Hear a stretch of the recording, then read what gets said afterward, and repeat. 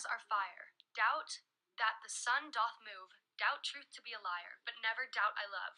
Oh dear Ophelia, I am ill at these numbers. I have no art reckon my groans, but that I love thee best. Oh most believe it. Adieu. Thine, evermore, most dear lady, whilst this machine is to him. Hamlet.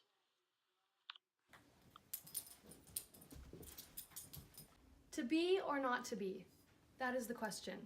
Whether it is nobler in the mind to suffer the slings and arrows of outrageous fortune, or to take arms against a sea of troubles, and by opposing end to them, to die, to sleep, no more.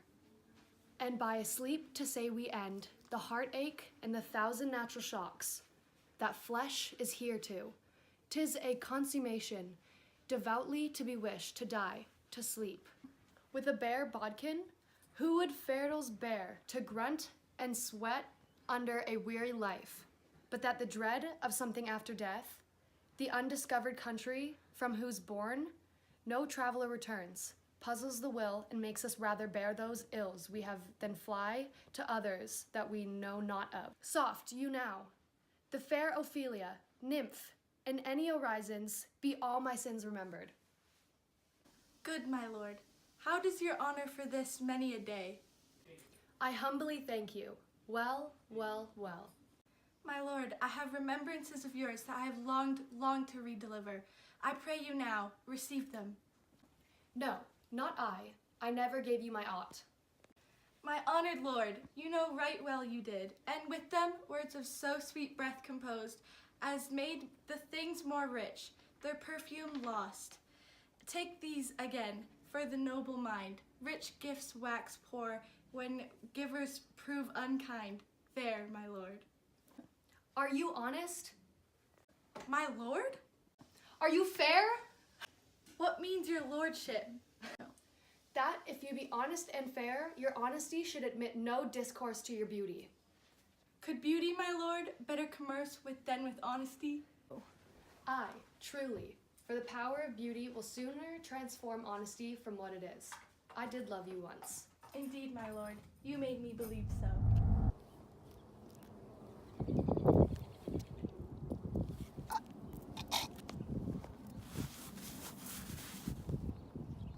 You should not have believed me. I loved you not. I was the more deceived. Get thee to a nunnery. Why wouldst thou be a breeder of sinners? Am I myself indifferent, honest, but yet I could have accused me of such things, that it were better my mother had not borne me? I am very proud, revengeful, ambitious, with more offenses at my beck than I have thoughts to put them in, imagination to give them shape, or time to act them in. What should such fellows as I do crawling between earth and heaven?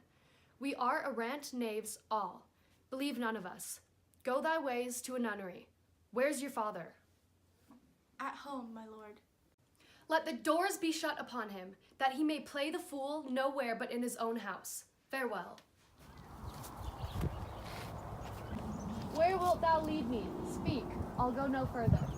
Mark me. I will. The hour is almost come, when I to sulphurous and tormenting flames must render up myself. Alas, poor ghost. Pity me not, but lend thy serious hearing to what I shall unfold. Speak, I am bound to hear. So art thou to revenge when thou shalt hear. What? I am thy father's spirit, doomed for a certain term to walk the night, and for the day confined to fasten fires, till the foul crimes done in my days of nature are burnt and purged away. But that I am forbid to tell the secrets of my prison house. I could a tale unfold whose lightest words would harrow up thy soul, freeze thy young blood, make thy two eyes like stars, start from their spheres, thy knotted and combined locks to part, like quills upon the free-full serpentine. But this eternal blazon must not be to ears of flesh and blood. List, list, oh list, if thou didst ever thy dear father love. Oh God. Revenge is foul and most unnatural murder. Murder? Aye, that incestuous, that adulterate beast, with witchcraft of his wit, with traitorous gifts, O wicked wit and gifts that have the power so to seduce. won to his shameful lust the will of my most seeming virtuous queen. O Hamlet, what a falling off was there, for me whose love was at that dignity, that it went hand in hand even with a vow I made to her in marriage, and to decline upon a wretch whose natural gifts were poor to those of mine. But virtue, as it never will be moved, though lewdness court in a shape of heaven, so lust, though to a radiant angel linked, will sate itself in a celestial bed and prey on garbage. But soft, methinks, I scent the morning air. Brief let me be, sleeping within my orchard, my custom always of the afternoon.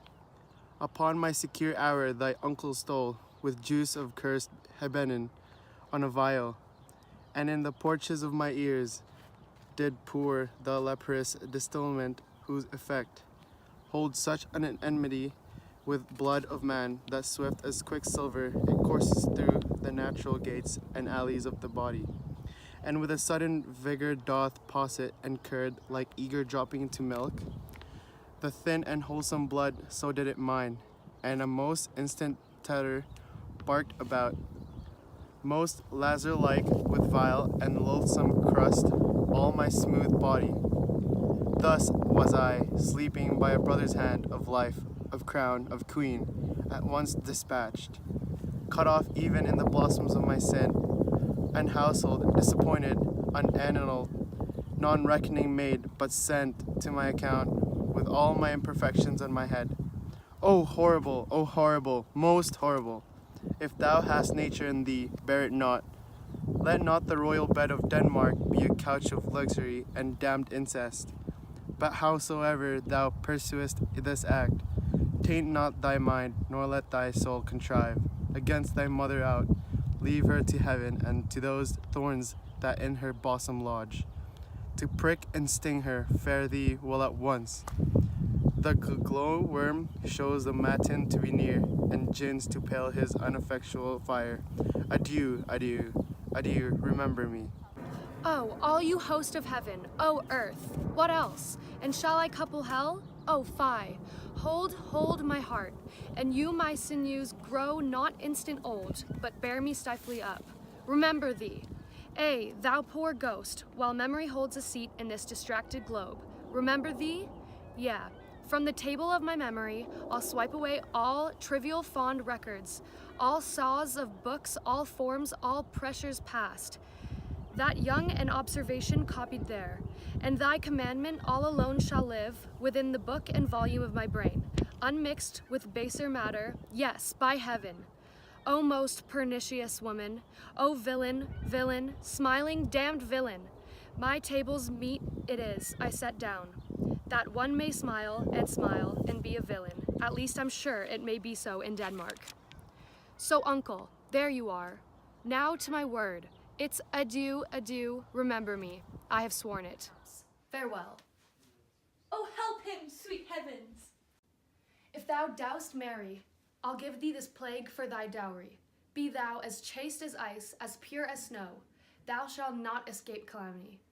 Get thee to a nunnery, for wise men know well enough that monsters you make of them. To a nunnery go, and quickly too.